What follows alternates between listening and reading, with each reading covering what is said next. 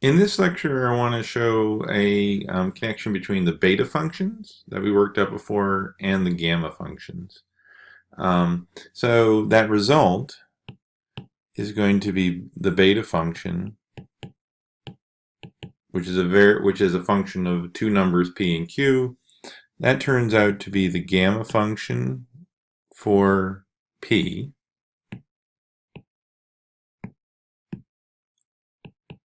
times the gamma function for q divided by the gamma function for p plus q.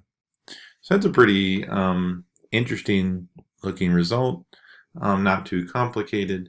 And so what we can do is we can start with our definition for the gamma function, which is this integral.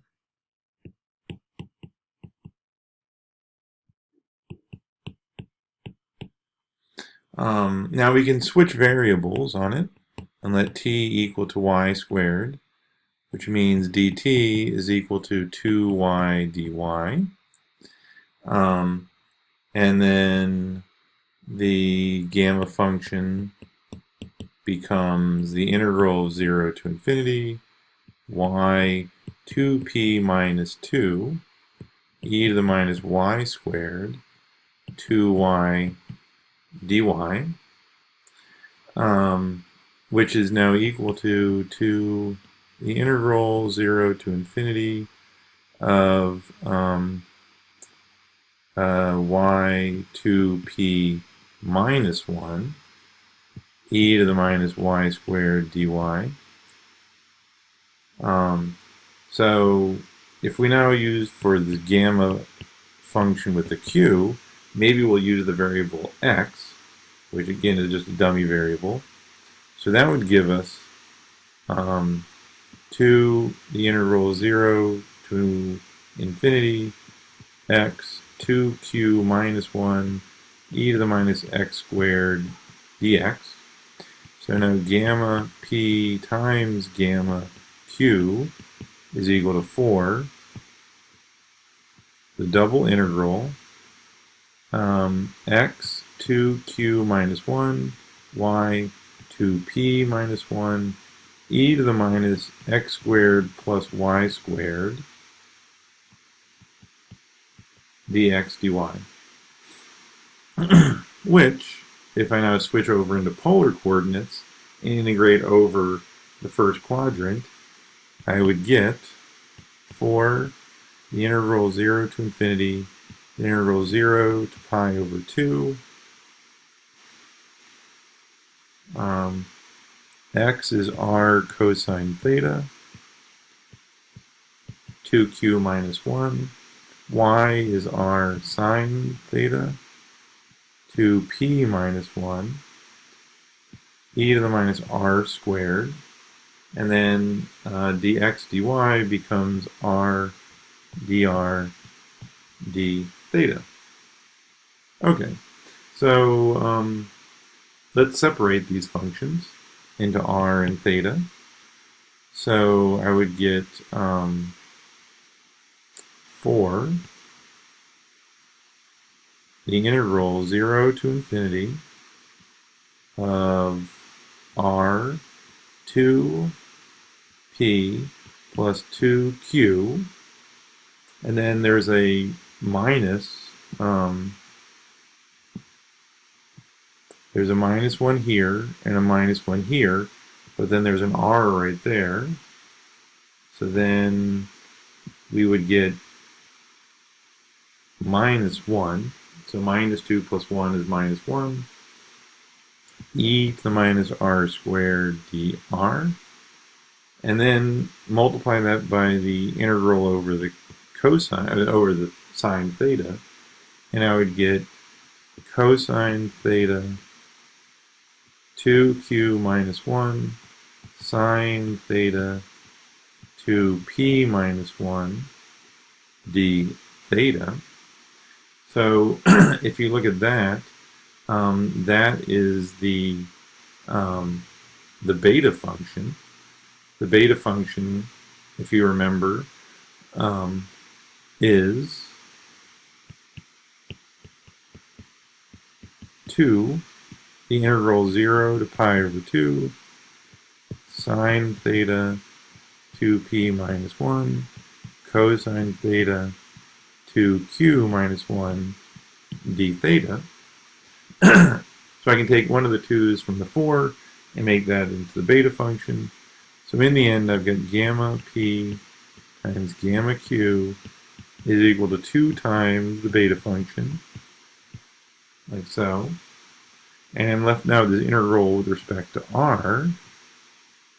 And I have r 2p plus 2q minus 1 e to the minus r squared dr.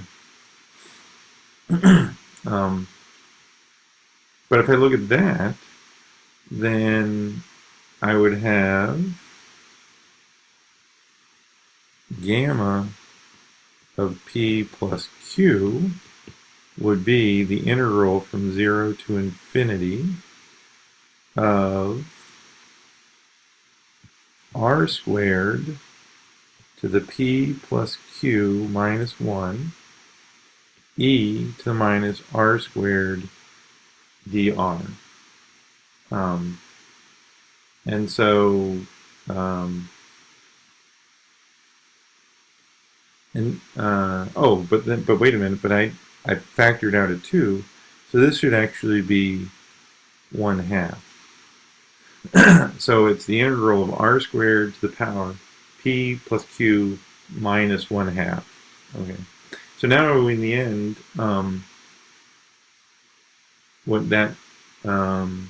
what I'm basically trying to work towards is the fact that this integral here,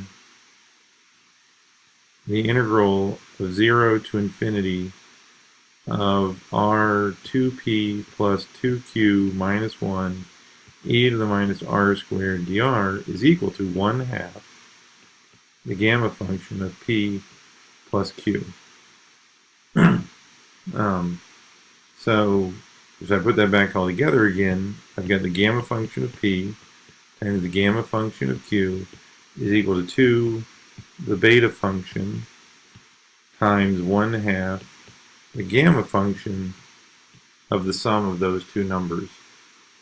And so the 2 and the 1/2 cancel, and what I get is the beta function of p and q is equal to gamma p gamma q over gamma p plus q.